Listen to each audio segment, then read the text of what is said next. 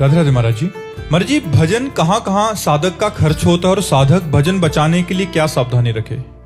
देखो, यदि भगवान की शरण में साधक है हृदय से और हर कर्म भगवत अर्पण करता है, कृष्णार्पणमस्तु,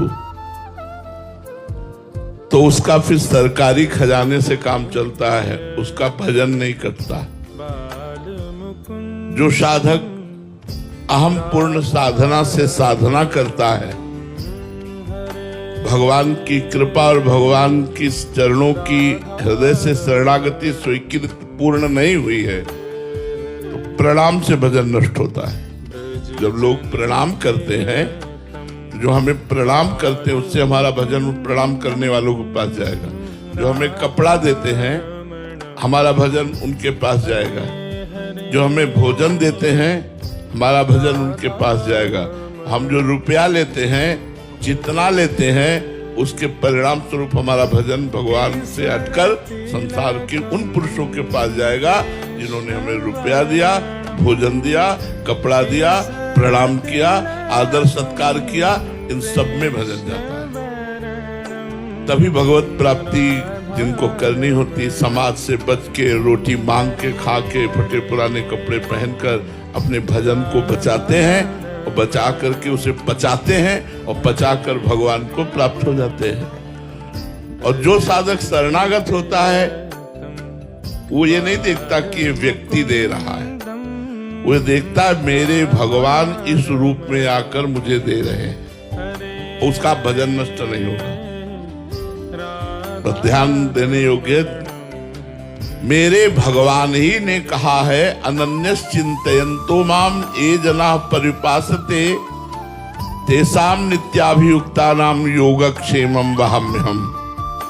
जो मेरा अनन्य चिंतन करते हैं, ऐसे जनों के योगक्षेम का वहन मैं स्वयं करता हूं।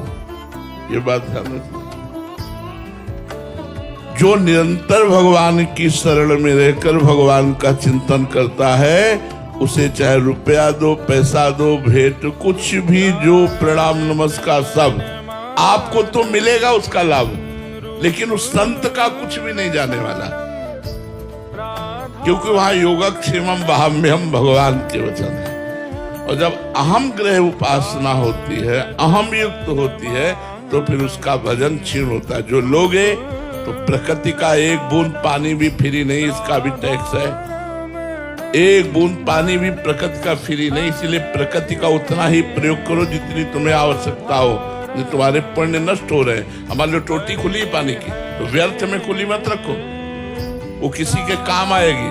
अगर व्यर्थ में आप पानी ले रहे हो तो टैक्स लग रहा है, आपका भजन कट रहा है, आपके पुण्य नष्ट हो रहे हैं। व्यर्थ में लाइट मत जलाओ, अगर काम चल रहा है बिना लाइट के तो मत जलाओ। प्रकृति की वस्तु का जितना उपभोग करोगे, कोई भी हो, उतने तुम्हारे पुण्य नष्ट होंगे। ये हमारा सरकारी कानून है। जितना प्रकृति का भोग करोगे उतने पुण्य नष्ट होंगे, और फिर पाप आएगा तो वही प्रकृति दंड देने वाली बन जाती है, वही फिर हमें महादुख देती है।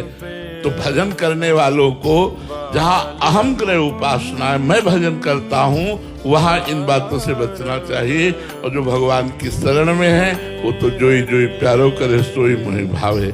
महलों में राखो चाहे झोपड़ी में वास दो, जैसी तुम्हारी मर्जी हो। हे नाथ, मैं आपकी शरण में हूँ, तो उनका भजन नहीं करता, उनका भजन सीधा भगवान को प्राप्त कराता है। श्री राधा वल्लभ लाल की।